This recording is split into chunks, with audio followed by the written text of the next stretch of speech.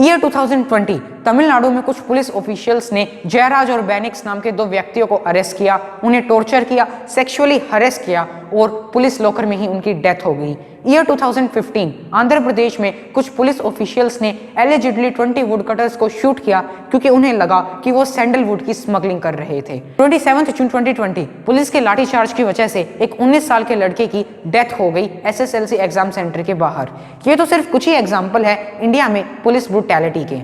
India, जिसे world की सबसे बड़ी डेमोक्रेसी कहा जाता है, वहां हर रोज पुलिस कस्टडी में 5 डेथ्स होती हैं। अब जिससे पहले आप सोचें कि ये डाटा गलत है, मैं आपको बता देता हूं कि ये डाटा खुद होम मिनिस्ट्री ने पब्लिश किया है। 10 अगस्त 2021 chief justice of India NV Ramana एक स्पीच में कहते हैं, the threat to human rights is highest in police station, यानी ह्यूमन राइट्स को सबसे ज्यादा खतरा पुलिस स्टेशन में होता है। तो आखिर ऐसा क्यों है कि जिस पुलिस का काम हमारी सेफ्टी को इंश्योर करना है, वो कभी कभी हम पर अटैक कर रही है।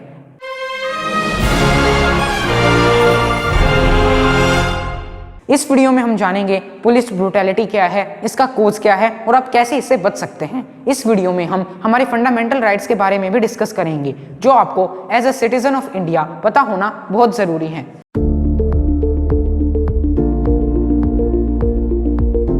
देखा जाए तो पुलिस ब्रूटैलिटी की डेफिनेशन बहुत ब्लर है। जनरली पुलिस का अपनी पावर का ओवर यूटिलाइजेशन और सिटीजन्स के राइट को नेग्लेक्ट करना पुलिस ब्रूटैलिटी कहा जाता है। पुलिस ब्रूटैलिटी में फॉल्स अरेस्ट, सेक्सुअल हैरेसमेंट, गलत आरोप लगाना, बिना अरेस्ट वारंट के किसी को अरेस्ट करना, बिना सर्च वारंट के तलाशी लेना, रेशियल डिस्क्रिमिनेशन, बिना कोर्ट के परमिशन के एक्यूज को टॉर्चर करना आता है।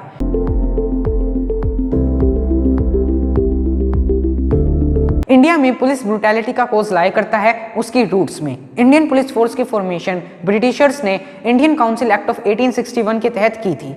1857 के रिवोल्ट के बाद इंडिया डायरेक्ट ब्रिटिश क्राउन के अंडर आ गया था। ब्रिटिशर्स ने इंडियन पुलिस सिस्टम को ईस्ट इंडिया कंपनी के दरोगा सिस्टम से अडॉप्ट किया था, जिसके अकॉर्डिंग हर डिस्ट्रिक्ट को कुछ थानों में डिवाइड कर दिया गया था और हर थाने के हेड को दरोगा कहा जाता था। इंडिपेंडेंस के बाद हमारे कॉन्स्टिट्यूशन मेकर्स ने ब्रिटिशर्स के पुलिस लॉज को बिना कोई मेजर चेंज के अडॉप्ट कर लिया। मुझे नहीं लगता कि मुझे आपको बताने की जरूरत है कि ब्रिटिशर्स ने पुलिस को हमें ऑप्रेस करने के लिए, हमें टॉर्चर करने के लिए और हमें अपना गुलाम बनाए रखने के लिए फॉर्म किया था, हमें सर्व करने के लिए नहीं। जिस पुलिस फोर्स को हमें ऑप्रेस करने के लिए फॉर्म किया गया था, वो आखिर कैसे हमें सर्व कर सकती है। इंडिया उन वन ऑफ द 5 कंट्रीज में आता है जिसने अब तक UN के torture and other cruel inhuman treatment prevention bill पर साइन नहीं किया है। 2010 में इस बिल को पार्लियामेंट में इंट्रोड्यूस तो किया गया, लेकिन ये अब तक पास नहीं हो पाया है। वो हमारे लॉज ही हैं जो पुलिस को ह्यूमन राइट्स के अगेंस्ट कुछ हद तक इम्यून कर देते हैं। पुलिस ब्रूटैलिटी के दूसरे कोज की बात करें तो वो है लैक ऑफ ट्रायल।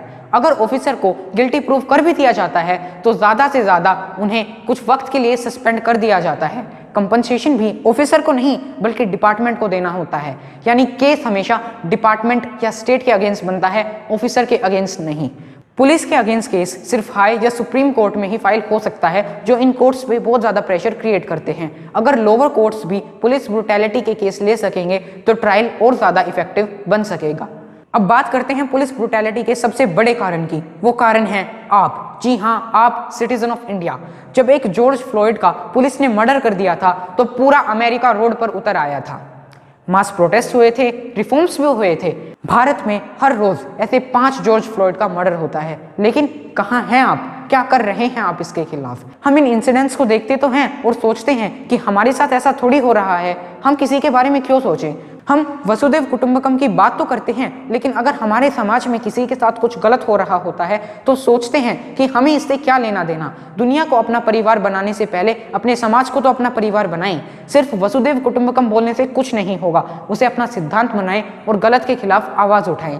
वो आप ही हैं जो चेंज ला सकते हैं। अगर आपके साथ या आपके करीब किसी और के साथ कुछ गलत हो रहा हो तो जरूरी है कि आप अपने राइट्स को जानें। तो चलिए अब राइट्स के बारे में कुछ डिस्कशन हो जाए।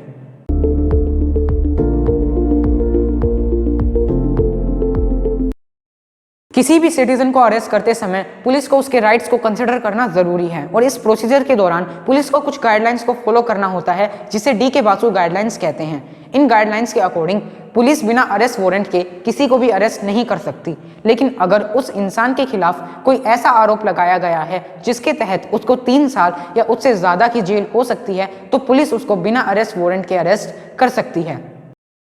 पुलिस को किसी को भी अरेस्ट करते समय उसको बताना होगा कि उसको किस आरोप के लिए अरेस्ट किया जा रहा है। किसी को भी अरेस्ट करते समय पुलिस को एक अरेस्ट मेमो बनाना होता है जिसमें accusation, date and time of arrest, किसी विटनेस के सिग्नेचर और आपके सिग्नेचर होना मैंडेटरी है।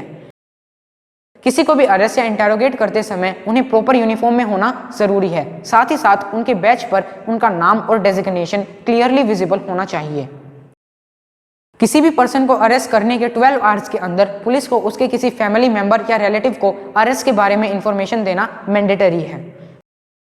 पुलिस को अरेस्ट के 24 आवर्स के अंदर एक्यूज को मजिस्ट्रेट के सामने प्रेजेंट करना कंपलसरी है, और अगर पुलिस ऐसा नहीं करती तो इसका यह मतलब होगा कि पुलिस ने उस व्यक्ति को इलीगली डिटेन कर रखा है।